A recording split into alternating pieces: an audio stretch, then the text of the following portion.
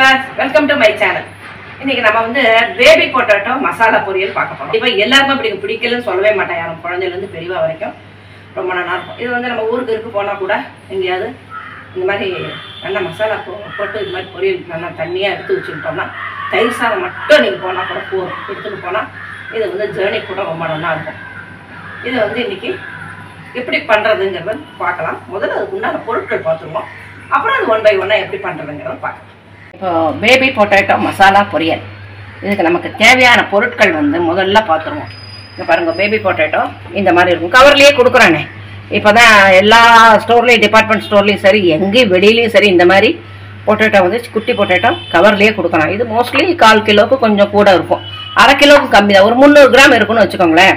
இது 300 கிராம் வந்து உருளைக்கிழங்கு, அப்புறம் வேக வைக்கிறதுக்கு தேவையான ஜலம், அதுக்கப்புறம் வறுக்கிறதுக்கு இந்த எண்ணெய் வந்து அது பொரியல் பண்ணுறதுக்கு, அப்புறம் அந்த உருளைக்கிழங்குக்கு ஏற்ற மாதிரி 1 கப்பு பொடியாக நறுக்கின வெங்காயம், அதுக்கப்புறம் இங்கே பாருங்க,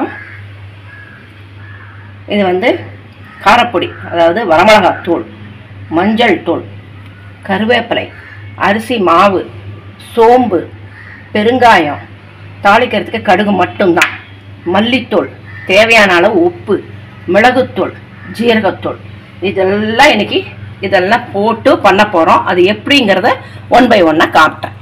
நம்ம முதல்ல ஒரு கேஸை பற்ற வச்சுப்போம்.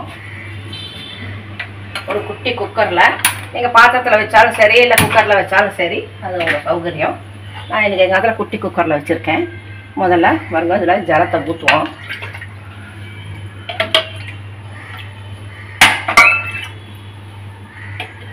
ஒரு 3 கப்பு ஊற்றிருக்கேன்.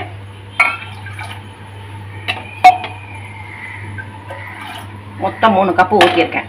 இப்போது இந்த ஜலத்தில் இந்த கல் உப்பு இருக்கணும், இந்த பொட்டேட்டோவுக்கு தேவையான கல் உப்பு இதை போட்டுடணும். மொத்தமாகவே போட்டுருங்க. இந்த டிஷ்ஷுக்கு உண்டான உப்பை வந்து மொத்தமாகவே இந்த இதில் வெந்நீரில் போட்டுருங்க. இந்த நம்ம தணிக்க வைக்கிறோமான வெந்நீர் இதில் போட்டுருங்க. எதனால் நான் பாருங்க, இந்த அளவுக்கு போட்டிருக்கேன். நான் இந்த அளவுக்கு போட்டிருக்கேன், ஒரு 2 டேபிள் ஸ்பூன் வச்சுக்கோங்களேன், இந்த அளவுக்கு போட்டிருக்கேன். இது வந்து நல்லா கொதிக்கட்டும், தண்ணி வந்து நல்லா கொதிக்கட்டும். அதுக்குள்ளேயும் நம்ம இந்த ஃபோர்க்கு வச்சு பாருங்க,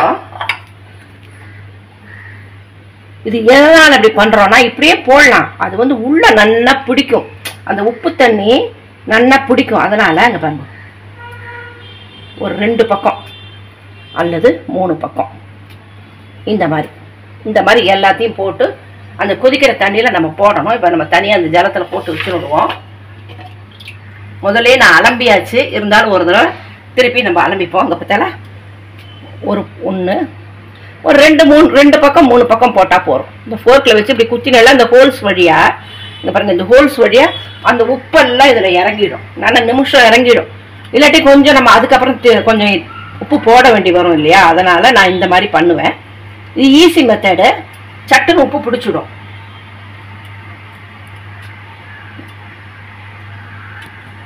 ஏன்னா இது நம்ம முழுசாக பண்ணுறோமோனா, அதனால். இப்போ அந்த பெரிய உருளைக்கிழங்குனா நம்ம வந்து வேக வச்சுட்டு அதுக்கப்புறமா அதை வந்து நல்லா பொடுசாக இது பண்ணிவிட்டு அதுக்கப்புறம் வதக்குவோம், அது உப்பு பிடிச்சிடும். இது முழு உருளைக்கிழங்குங்கிறதுனால கொஞ்சம் உப்பு பிடிக்கிறது கொஞ்சம் யோஜனை. அதனால் நான் இந்த மாதிரி மெத்தட் பண்ணியிருக்கேன், நீங்களும் அதே மாதிரி பண்ணிக்கோ. எல்லாத்தையுமே நம்ம இந்த ஃபோர்க்கால குத்தியாச்சு. இப்போ பாருங்க, தண்ணி நல்லா கொதிக்கிறது, உப்பு ஜலம் நல்லாவே கொதிச்சு வந்தாச்சு. இப்போ இதுக்குள்ளே நம்ம எல்லாத்தையும் குக்கருக்குள்ளே போட்டுடுவோம். ஒரு நார்மலாக விசில் வந்தால் போதும், ஒரு 3-4 விசில் வந்தால் போதும். 3 விசில் வந்தால் போதும், நல்லாவே வெந்துடும்.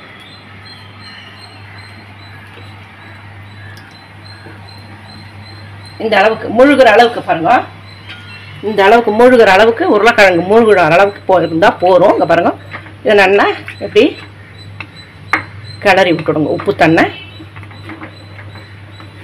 கிளறி விட்டுடலாம், அந்த ஹோல் வழியாக அந்த உருளைக்கிழங்கு ஃபுல்லாக உப்பு பிடிச்சிடும். நம்ம குக்கர் மூடிடுவோம். குக்கர் வந்து ஒரு 4-5 சவுண்டு விட்டுருக்கேன். இப்போ குக்கரில் வந்து இது வெந்துட்டான்னு பார்ப்போம். எடுத்து இப்படி பச்சை தண்ணியில் போட்டுப்போம்.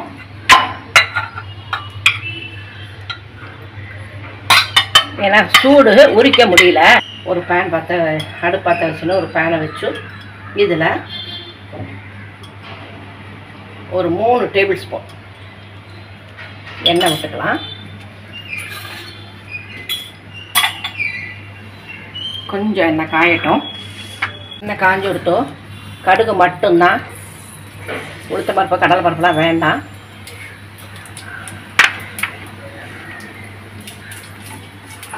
கடுகு நல்லா வெடிக்கட்டும். அதுக்கப்புறமா இதெல்லாம் 1 by 1 போடணும்.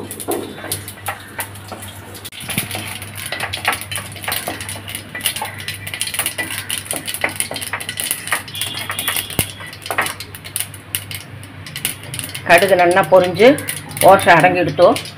இப்போ இந்த வெங்காயம் நறுக்கி வச்சுருக்கோமே 1 கப்பு இதை போட்டுடலாம். நல்லா கோல்டன் ஃப்ரை சொல்லுவா இல்லையா, அந்த மாதிரி இதை நல்லா பொறுமையாக இந்த எண்ணெயிலேயே வதக்கணும். முதல்ல வெங்காயத்தை போட்டுக்கணும். அதுக்கப்புறமா நம்ம 1 டேபிள் ஸ்பூன் சோம்பு வச்சுருந்தோமோனோ இதையும் ஃபுல்லாக போட்டுடலாம். எல்லாமே அந்த எண்ணெயில் ஃப்ரை ஆகணும். அதுக்கப்புறமா பெருங்காயம் கொஞ்சம், மீதி அதுக்கப்புறம் தான் போடணும். அதே மாதிரி மல்லித்தூள் கொஞ்சம், எல்லாமே நம்ம டிவைட் பண்ணிக்கணும்.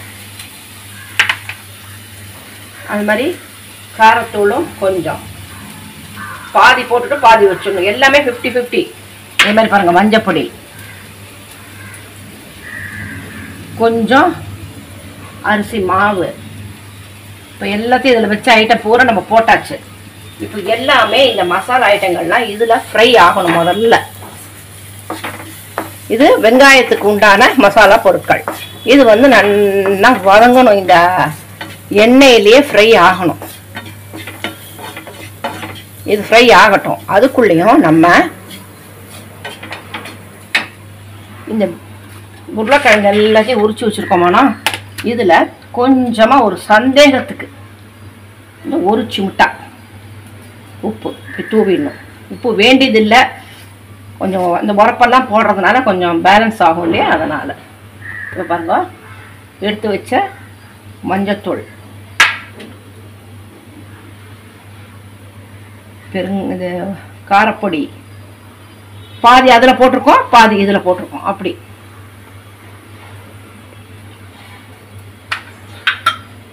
உப்பு நம்ம ஜலம் இது பண்ணியாச்சு. மல்லித்தூள்,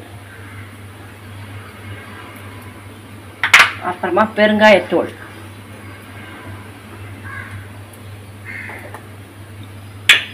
அப்புறம் எடுத்து வச்ச அரிசி மாவு அதில் கொஞ்சம் போட்டோம், இந்த இதில் கொஞ்சம் போட்டோம்.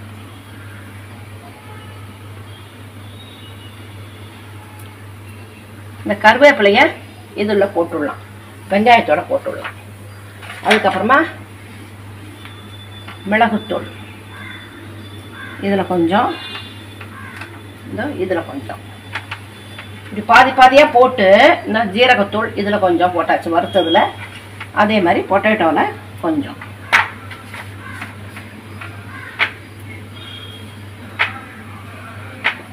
இப்போ மீதி இருக்கிற அரிசி மாவு கொஞ்சோண்டு இருக்குது, அதை வச்சுப்போம். அது அப்புறமா சொல்கிறேன் உங்களுக்கு. இது நல்லா இப்படி பரட்டி விட்டாச்சு. இப்போது இந்த இதில் கொஞ்சமாக நம்ம நல்லெண்ணெய் விடணும்.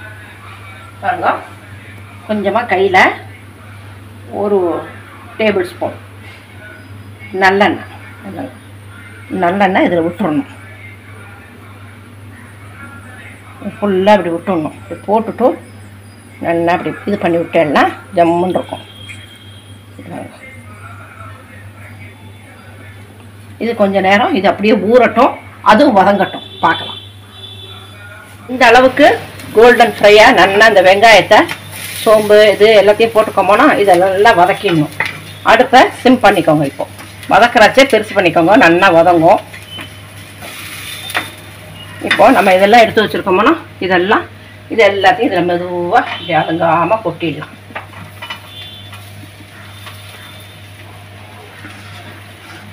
கொட்டிட்டு இது மிச்சம் இருக்கோன்னா இந்த தூளெல்லாம் எல்லா கலவையும் இருக்கிற தூள் அந்த அரிசி மாவு மிச்சம் வச்சோன்னா அதை இதுக்குள்ளே போட்டுடலாம் கடைசியில். அதுக்கு தான் அந்த மிச்சம் வச்சுருக்கேன் நான்.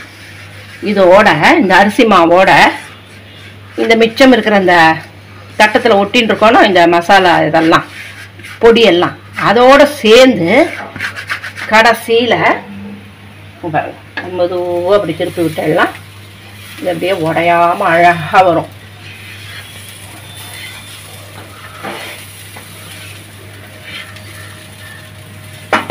இதை இப்படி தூவி விட்டுருணும்.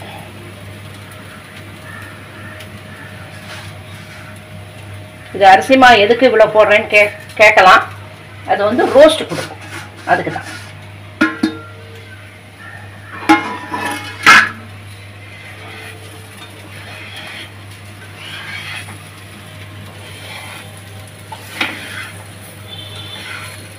இது ஒன்று சேர்ந்தா அப்படி பிரட்டி விட்டுட்டெல்லாம் உடையாமல் அழகாக இந்த மரக்கரண்டியால் போட்டெல்லாம் வந்துடும். ஏன்னா எவர் சொல்ல கரண்டி போட்டெல்லாம் உடஞ்சிடும், முழுசாக நமக்கு கிடைக்காது.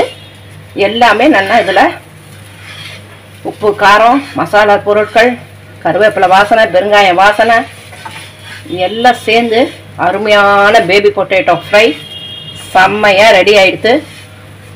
இது என்ன பண்ணுறோம், சிம்மில் வச்சுட்டு இனிமேல் எண்ணெய் ஊற்ற வேண்டாம். ஏன்னா தாளிக்கிறது எண்ணெய் ஊற்றியாச்சு. அப்புறம் பொட்டேட்டோவில் வந்து நம்ம நல்லெண்ணெய் கொஞ்சம் ஸ்ப்ரே பண்ணியிருக்கோம்.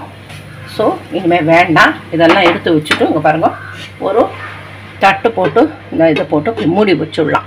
இது கிட்டத்தட்ட ஒரு 5 மினிட்ஸ் இது நல்லா இப்படி இருக்கணும். ஏன்னா அந்த அரிசி மாவு போட்டிருக்கோமோனா அது வந்து நல்லா ஃப்ரை ஆகிடும். அதனால் இது வந்து ஒரு 5 நிமிஷம் இருக்கட்டும், அப்புறமா பார்க்கலாம். இப்போ நம்ம பாருங்க திறந்து பார்க்கலாம். வாவ், எவ்வளோ ஜம்முன்னு மசாலாவோட இங்கே பாருங்க. இந்த மசாலா பவுட்ரு இருக்கணும் இது அடியில். இதை கூட நீங்கள் அப்படியே பிசைஞ்சு சாப்பிட்டுடலாம் சும்மா. அப்பா, அது டேஸ்ட்டு எப்படி சொல்கிறது, சாப்பிட்டு பார்த்தா தான் தெரியும் சார் டேஸ்டெல்லாம். வாயால் சொன்னால் டேஸ்ட் தெரியாது.